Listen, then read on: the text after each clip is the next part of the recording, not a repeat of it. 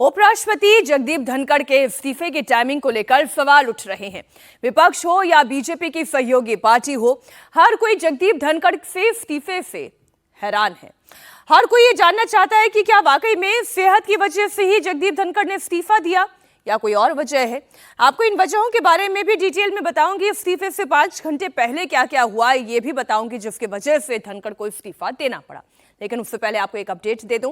राष्ट्रपति द्रौपदी मुर्मू ने उपराष्ट्रपति जगदीप धनखड़ का इस्तीफा मंजूर कर लिया है।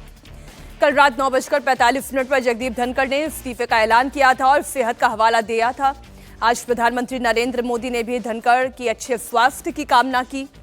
आज जब सुबह 11 बजे सदन की कार्यवाही की शुरुआत हुई, सबकी नजर उपराष्ट्रपति जगदीप धनखड़ पर थी कि क्या वो सदन आएंगे या नहीं, लेकिन जगदीप धनखड़ सदन नहीं पहुंचे। जेडीयू सांसद और उपसभापति हरिवंश ने सदन की कार्यवाही का संचालन किया। दोपहर होते होते राष्ट्रपति ने उनका इस्तीफा मंजूर कर लिया। इसके बाद अब चुनाव होना तय है, क्योंकि संविधान में कार्यवाहक उपराष्ट्रपति के लिए कोई प्रावधान नहीं है।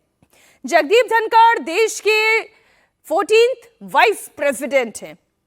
21 जुलाई की रात उन्होंने अचानक से इस्तीफा दे दिया, जबकि उनका कार्यकाल 10 अगस्त 2027 तक का बाकी था। यानी कि 2 साल से ज्यादा का कार्यकाल अभी बाकी था। उनके इस्तीफे पर कांग्रेस समेत विपक्षी पार्टियों ने सवाल उठाया और कहा कि अगर सेहत ही वजह थी तो फिर इस्तीफा सत्र से पहले क्यों नहीं दिया गया। तो वहीं प्रधानमंत्री मोदी ने धनखड़ के अच्छे स्वास्थ्य की कामना की थी। तो जम्मू कश्मीर के मुख्यमंत्री उमर अब्दुल्ला ने भी उनके इस्तीफे पर हैरानी जताई। उम्मीद रखूंगा, ऊपर वाले से दुआ करूंगा कि हमारे साबका नायब सदर जो हैं वो सेहतियाब हों, उनकी सेहत ठीक रहे, लंबी उम्र हो। ये पहली मर्तबा है शायद कि नायब सदर मुल्क के उन्होंने इस तरह इस्तीफ़ा दिया। जाहिर सी बात है कि उनकी सेहत ने उन्हें और काम करने की इजाज़त नहीं दी।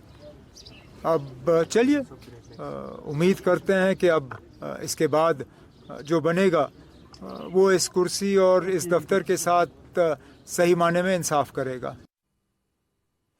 धनखड़ ने अचानक इस्तीफा क्यों दिया, इसकी क्या वजह हो सकती है, मैं आपको डिटेल में बताऊंगी। लेकिन उसके पहले एक नजर डाल लेते हैं आज संसद में क्या क्या हुआ।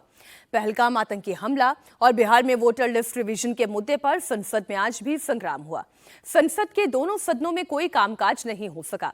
संसद की कार्यवाही कल तक के लिए स्थगित की जा चुकी है। संसदीय कार्य मंत्री किरण रिजिजू ने विपक्षी सांसदों के प्ले कार्ड लेकर प्रदर्शन करने पर सवाल उठाए। उन्होंने कहा कि सरकार हर मुद्दे पर चर्चा करने के लिए तैयार है। बीएससी में यह चर्चा हुई थी कि सबसे पहले ऑपरेशन सिंदूर पे चर्चा होगी और उसका समय भी तय किया गया है।